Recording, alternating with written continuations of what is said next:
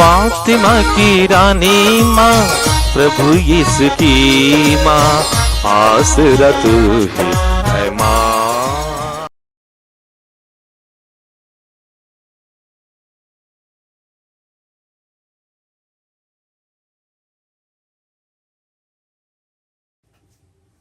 पहला पाठ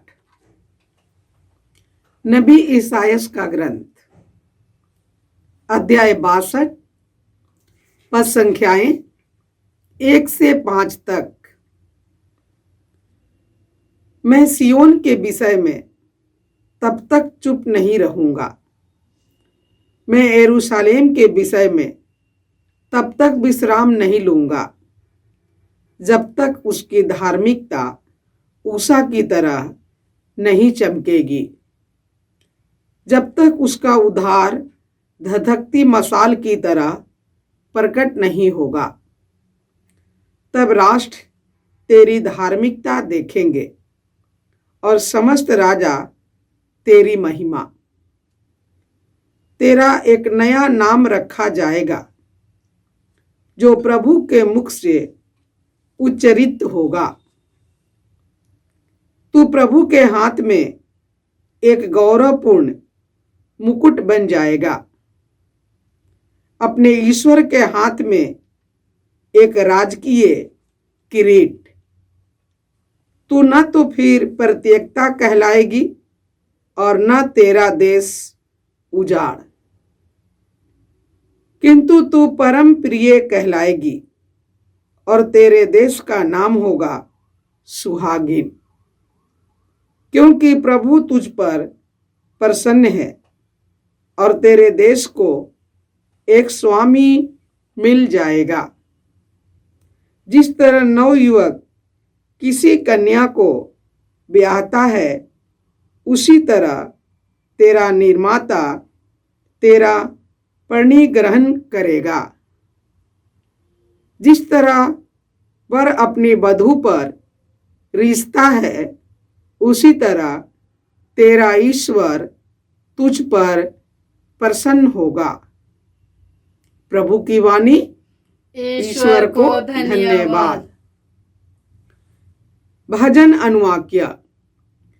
सभी राष्ट्रों में प्रभु के अपूर्व कार्यों का गीत सुनाओ।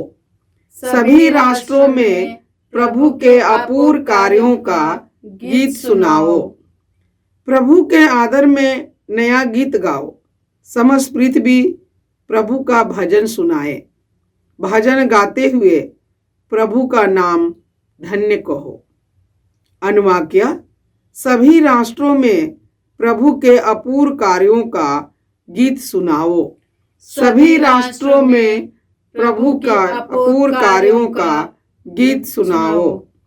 दिन प्रतिदिन उसका मुक्ति विधान घोषित करते जाओ।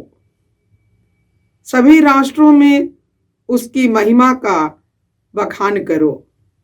सभी लोगों को उसके अपूर्व कार्यों का गीत सुनाओ। अनुवाक्य।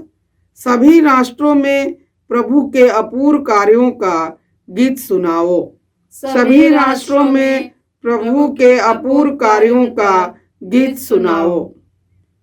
पृथ्वी के सभी जातियों प्रभु की महिमा तथा शक्ति का बखान करो।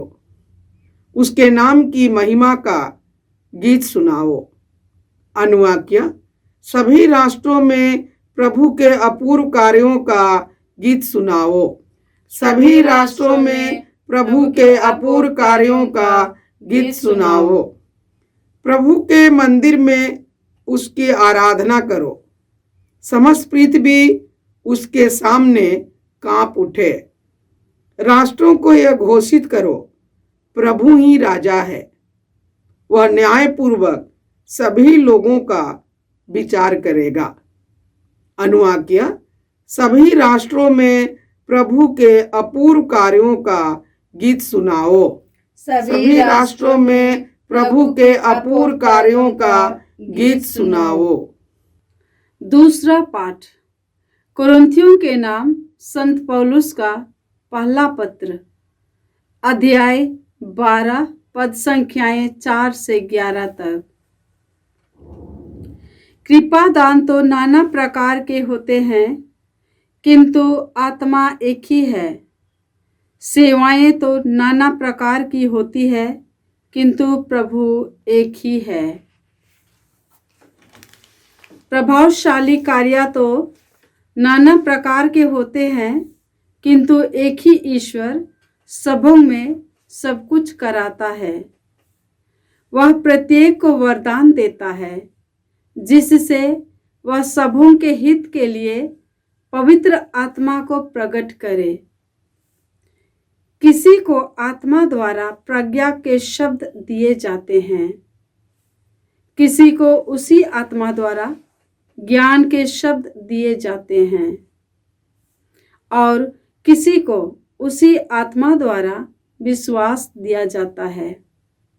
वही आत्मा किसी को रोगियों को चंगा करने का, किसी को चमत्कार दिखाने का, किसी को भविष्यवाणी करने का, किसी को आत्माओं की परख करने का, किसी को भाषाएं बोलने का, और किसी को भाषाओं का व्याख्या करने का वरदान देता है। वही एक आत्मा यह सब करता है। वह अपनी इच्छा के अनुसार प्रत्येक को अलग अलग वरदान देता है। प्रभु की वाणी। ईश्वर को धन्यवाद। जय घोष। alleluia, alleluia। प्रभु कहते हैं, मैंने तुम्हें मित्र कहा है, क्योंकि मैंने अपने पिता से जो कुछ सुना है वह सब तुम्हें बता दिया है। alleluia। प्रभु आप लोगों के साथ हो और आपकी आत्मा संत के साथ। योहन के अनुसार प्रभु यीशु ख्रिस्त का पवित्र सुसमाचार। हे प्रभु तेरी महिमा हो।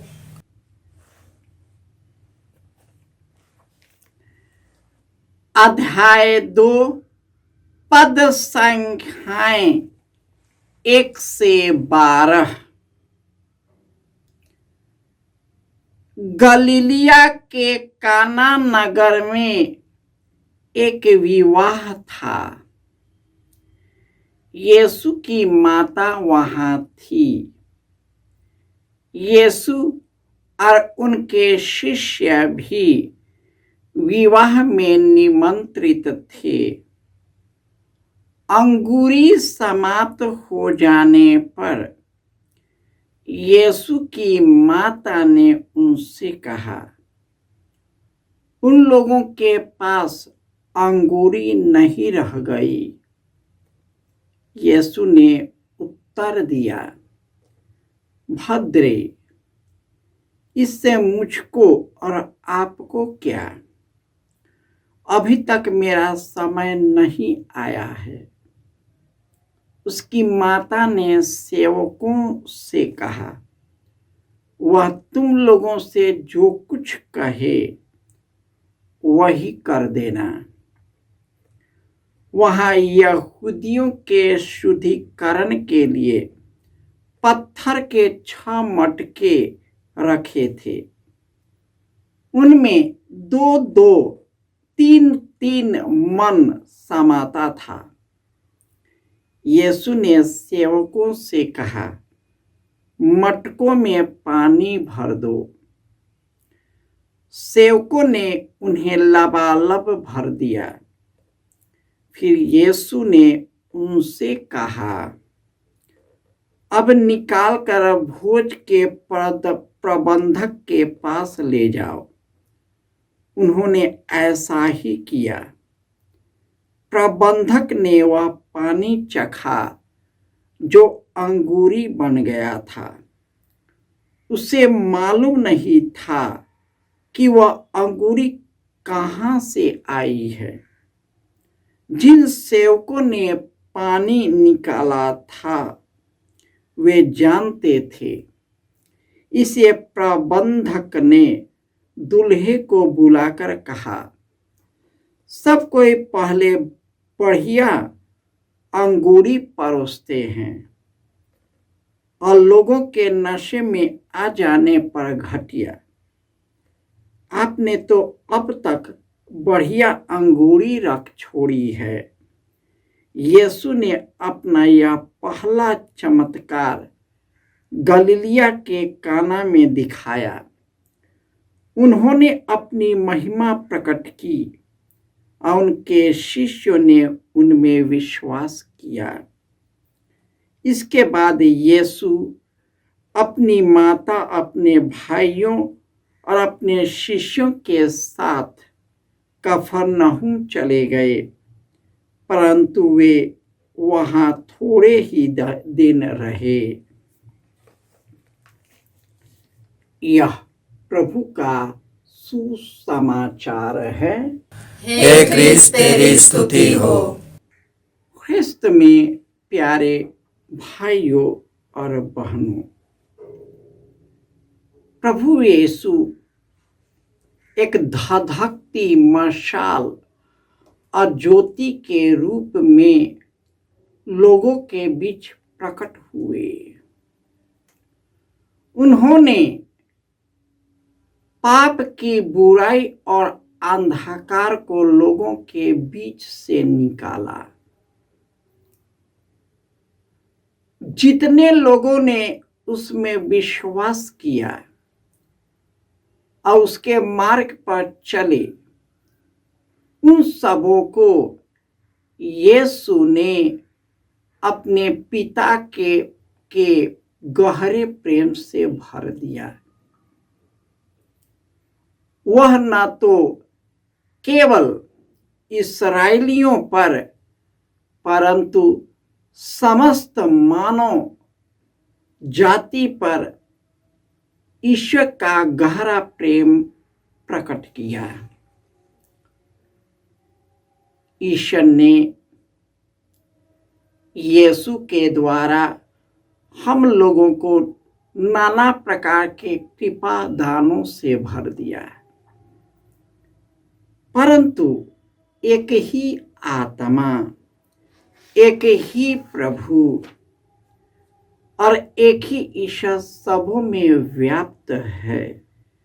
वही सब कुछ करता है, वही सबको वरदान देता है, सबों के हित के लिए पवित्र आत्मा के वरदान से भर देता है, ताकि हम सभी यीशु के मिशन कार्य को जारी रखें। प्रभु यीशु गलीलिया के काना नगर में एक विवाह भोज में निमंत्रित हुए। वहां पर अंगूरी घट गई। उसकी माता मरियम यीशु के पास आई और कही, अंगूरी घट गई है। उन्होंने एक दुनिया के एक गुप्त रहस्य को प्रकट किया। मुझको और आपको इससे क्या? दुनिया तो ऐसा ही है। लोग दुख में रहे, समस्या में रहे, चाहे परिस्थितियों से कितना भी विघ्न बाधा में हो, लोगों को इससे क्या, इससे क्या? और यीशु ने एक सच्चाई को प्रकट किया है, जो इस संसार में लोग इतने लोगों के बीच रहते हुए भी अकेलेपन का महसूस करता है। हमको और आपको इससे क्या?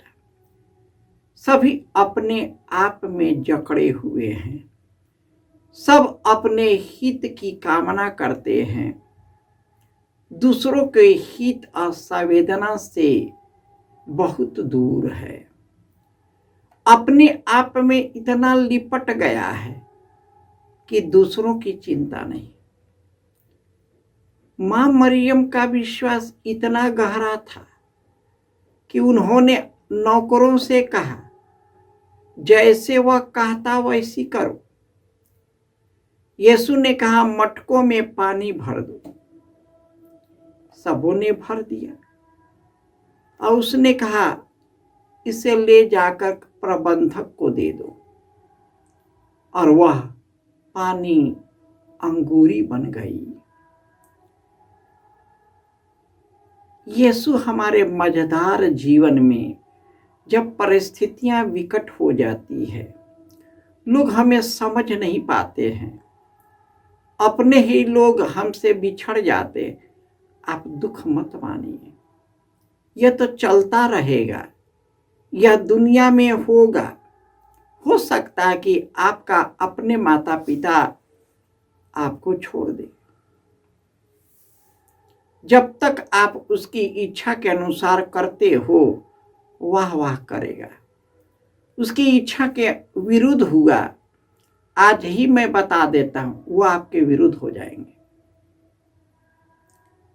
पुत्र आपको त्याग सकते हैं, पुत्रियां त्याग सकते हैं, आपके दोस्त साथी आपको त्याग सकते हैं, अपने कहलाने वाले पराये बन सकते हैं, क्योंकि वह सब परमानेंट नहीं है। परमानेंट तो केवल एक ही है, यीशु। वे हमारे मझधार के जीवन में सामर्थ्य और शक्ति के साथ आते हैं, और जो कोई उसमें विश्वास करता है उसे अनंत जीवन प्राप्त है। यीशु इस दुनिया में आए, हमारे जैसे मनुष्य बन गए, पाप को छोड़ सब बातों में हमारे जैसे हो गए। इसलिए वे हमसे सहानुभूति रख सकते हैं। हम पाप करते हैं, भावनाओं में बहते हैं, सामाजिकता में बह जाते। यीशु को मालूम है कि यीशु इसी दुनिया में जन्म लिया है, शरीर में क्या क्या होता है, क्या क्या प्रभाव, उनको सब मालूम है। इसलिए तो उन्होंने हम सबों को क्षमा कर दिया। आज भी यीशु तड़पते हैं जब हम अपने पापों के कारण तड़पते हैं। यीशु को दुख होता है कि हमारा बेटा बेटी बिछड़ गया। यीशु उन्हीं को खोजने और बचाने आए हैं और उन्हीं के पीछे चलते हैं, हमारे पीछे चलते हैं, हमारी देखरेख करते हैं। हमारे मझधार जीवन में वह हमारी शक्ति बन जाते हैं। जय यीशु।